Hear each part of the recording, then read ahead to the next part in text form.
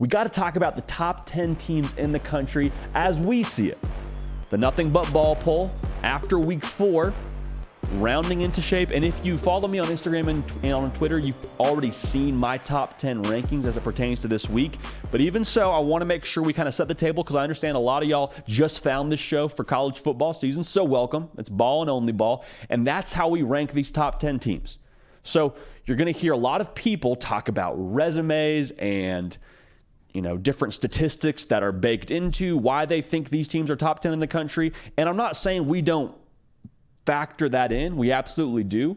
But at the end of the day, we're thinking about this from a football point of view. We're not thinking about this from a computer's point of view or from a, rankings point of view for what the AP thinks or what the coaches poll thinks. We appreciate those polls, but this poll is protected from those polls, if you catch my drift. So without further ado, let's jump right into it. At number 10, got Utah. And poor little old Utah, no one's really talking about them. All they did was beat Florida week 1, and they just beat a ranked team this past weekend against UCLA. They got Oregon State this Friday. Cam Rising now. We are all on Cam Rising watch. We've been on Cam Rising watch for the past couple of weeks, but it's starting to feel a little bit more serious as to he could be the starting quarterback relatively soon for Utah, if not this week. Whenever they get Cam Rising back, Utah is going to be extremely dangerous. I was doing radio the other day in Utah, or with a station in Utah. I was physically in Nashville, but was talking to Bill Riley, who does a great job over there, and we sort of aligned on this thought that Utah is this team that you just don't want to play in November. You'll let the other teams in the Pac-12 get the shine right now, USC, Oregon, Washington, they're being talked about, and deservedly so. But when it comes time for that Pac-12 title race to really take shape, I think Utah, once again, will be a factor, and I think they're fine flying under the radar right now. I think they're just fine having everybody else get the headlines, and Utah just sort of chopping away at their schedule, and when it comes time for that Pac-12 title game to be played, I think they'll be a factor, or at least in that conversation for who ends up playing in that game. So Utah for us at number 10 this week. At number 9, we got Washington. And I wish I could just talk about how elite I think Washington is, because I think they're absolutely elite. Like I just said, their offense is the best in the country. They're scoring almost 50 points a game, 49.8, almost 600 yards of total offense a game. That's absolutely stupid.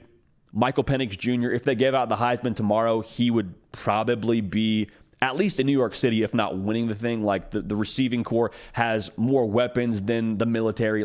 They are so stacked on every single asset of that offense, especially in the pass game. And the reason why I say I wish I could just talk about how elite they are, the pushback we're going to get is, well, why don't you have Washington higher? They've been so dominant. They've scored so many points. JD, are you hating on Washington? No, I'm not hating on Washington. I love Washington. Pretty much I guess not unknown fact, but a fun fact, I was born in the state of Washington. I was born in Issaquah. I love Washington. But for me, my concern around Washington is, do they have more styles they can fight? I love that you can throw the football.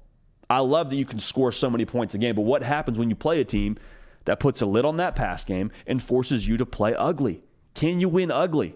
Your defense has left a little bit for me to be desired. They're allowing right around 4 yards a carry against pretty mediocre competition. So I love Washington. I don't think that they're a team that we're not going to talk about when it comes to this Pac-12 title conversation, but I'm just a little bit more wait-and-see mode in Washington. That's great. They're dominant. I'm all about that. I'll take it and I'll roll with it and I'll put them in my top 10. But I'm not necessarily buying them as like a top 5 team just yet, in my opinion, from what I can see. Now at number 8, got Oregon. And Oregon, to me, made a statement this past weekend against Colorado. As Dan Lanning would say, talked with their pads a little bit, and you love that if you're an Oregon fan. They're a very physical operation, paired with Bo Nix, who's also in that Heisman conversation when it comes to what he's done at the quarterback position. And for me, what I said about Washington, I feel the opposite way about Oregon. I think they can win multiple ways. I think if you force them to just play ground and pound, they can do that. They're rushing for right around 193 yards a game. If you make them throw the football, Bo Nix, Troy Franklin, they got guys that can separate it and they can win that way as well. So for them, October 14th will be absolutely huge as they play Washington. We will learn a lot about them then. But for right now, based on what I've seen and the styles they can play, I like the Ducks and Dan Lanning at number 8 in our Nothing But Ball poll. At number 7, you got USC. I was tempted to drop USC past number 7. I dropped them from 4 all the way to 7, and I almost put them at 8 because I thought Oregon was so impressive. USC, I'm worried about the defense, as is everybody else in the country. But I was sort of on the front end saying, hey, USC's defense, give it some time. Doesn't need to be in its final form just yet. Watch them trend upward. And we were saying this after the San Jose State game. After San Jose State, a lot of people were like, hey, same old USC defense. We didn't jump in on that. But the thing that's concerning me now is it's been a few weeks now if you're USC, and I'm not seeing the upward trend just yet. There's been some good things. Don't get it twisted, but I saw them get schemed up a bit against Arizona State. Saw them get taken by surprise and had to make some in-game adjustments to end up winning that football game defensively. But I think as a whole, if you're USC, your hope still lies in what Caleb Williams does for you at quarterback. That offense is still going to score a ton of points. Caleb Williams is still the best player in college football. So for the defense, can we get to serviceable? I'm not saying need to be elite. Can we get to serviceable? Needs to be the case really this weekend against Colorado because they have some weapons that can hurt you. Xavier Weaver, not Xavier Worthy, being one of them. And we're going to learn a lot about USC this week when they go to Boulder. But for us, number 7 this week in our top 10. At number 6, we got Penn State. They absolutely throttled Iowa. Offense gets a lot of headlines. Deservedly so. Drew Aller, he's a dude. Haven't seen him look anything like a first-year starting quarterback just yet. We're going to learn a lot about them a little bit later in the season, especially late October when they go to Columbus, Ohio and play the Buckeyes. We'll find out about them. But for me, man, we talked a lot about Drew Aller and the way that he changes the view on Penn State and how they can probably play a little bit more of a track meet style of football if they need to. And I think that's still true. But for me, the more I've watched this Penn State football team, my hope against Michigan and Ohio State, which is still the goal at Penn State to beat those teams, lies with the defense. Y'all, this is a defense that's giving up single-digit points a game. This is a defense that I think is top 10, maybe top 5 in the country. And so looking at Ohio State, looking at Michigan, yes, the offense should do a little bit more for you in those games with Drew Aller now playing quarterback and that backfield being mature and the offensive line, what you have up front there. But I think the defense, man, the depth and the talent James Franklin told us about in the preseason is showing itself, and I think that's really what would excite me the most in those games against Ohio State and against Michigan a little bit later in the year. So they keep on handling business. They will keep on rising, but for us this week, they're at number 6 in the Nothing But Ball poll. At number 5, Texas Longhorns. And I love this spot if I'm a Texas fan because I'm going to get to learn a lot about my football team this week. You play Kansas at home, a ranked Kansas team with a good quarterback in Jalen Daniels. And if you don't bring your A game, if you want to look ahead to that Oklahoma game next week in Red River, you'll get beat. We're not predicting it. We're actually going to predict that game on tomorrow's show. So if you're watching this Thursday, 11 a.m. Eastern, we're predicting this show. We're predicting that game on this show, rather, so tune in. Tremendous opportunity for us to learn more about their culture. We talk about it a lot. Culture, culture, culture. It's been the thing people talk about that Texas didn't have the last couple of years. I think it's what they do have this year. This will be a great stress test for them to take Kansas seriously, play their best game against Kansas, and then to look forward against Oklahoma and handle business when that game gets there. So for us, Texas at number 5 this week. At number 4, the Ohio State Buckeyes, man. Huge win against Notre Dame on the road. Last play, gritty performance from them. Only scored 17 points. If you told me going into the week, Ohio State, they're going to score 17 against Notre Dame, I'd say, well, how much did they lose by? Wasn't the case. Found a way to get it done on really the last play of the game. And this is a team that I think very obviously has a new edge to them. Ryan Day, what he said post-game, that's not vintage Ryan Day. We don't see Ryan Day show that kind of emotion, that kind of fire. And to me, I saw a Ryan Day who's just fed up with all the conversation around his football team.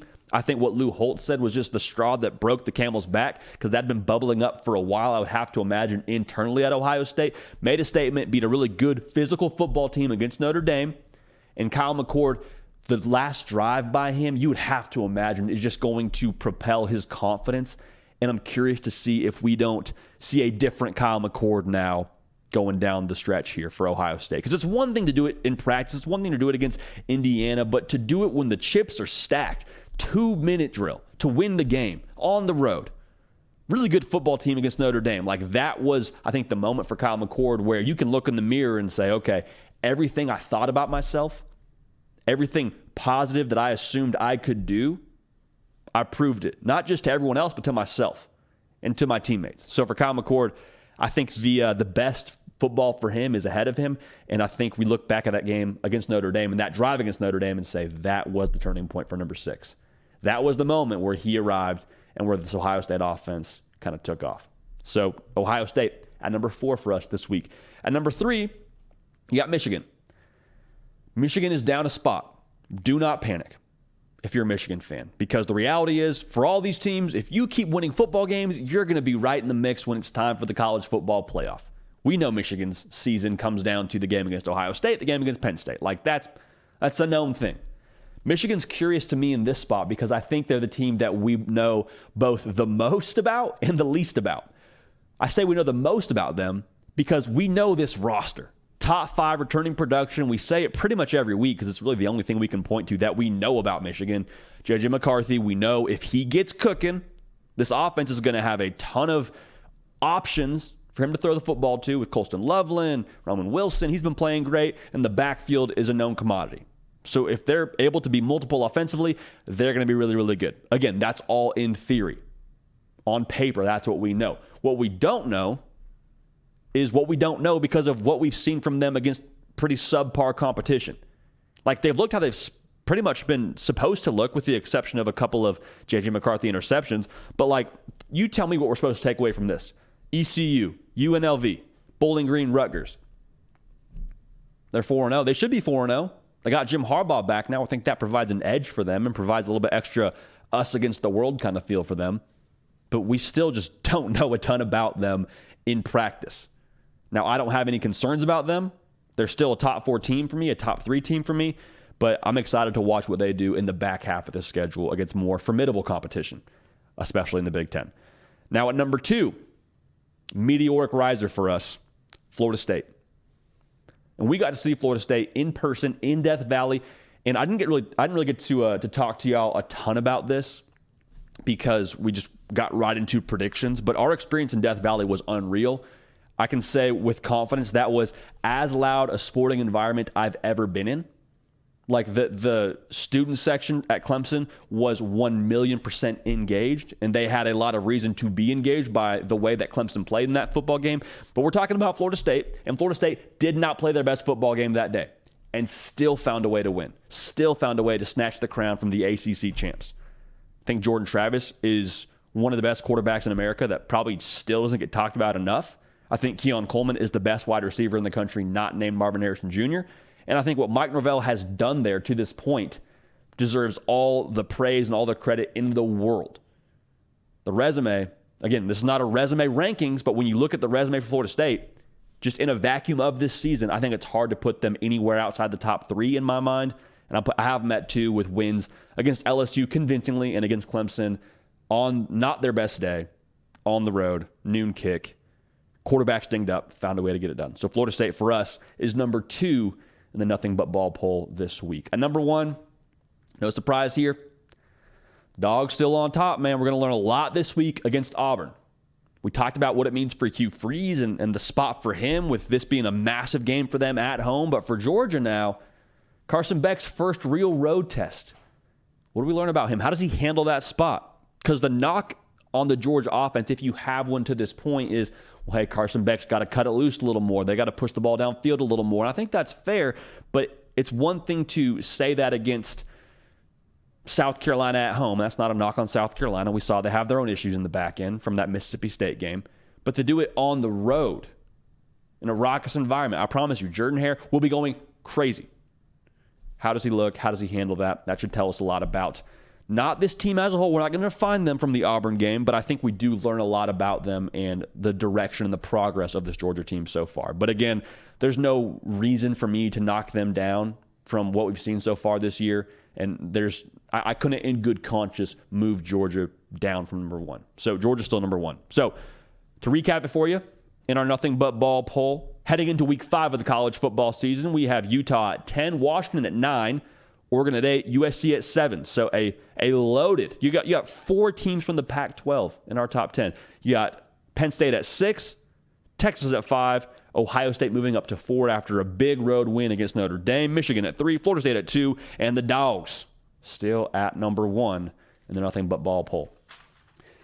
Bird Dogs bringing you the hard count today. And Bird Dogs, I will tell you this, they are first team all tailgate. They won't say it, so I will. They are first team all tailgate. What that means is at a tailgate, there's a couple of different ways that plays out for you.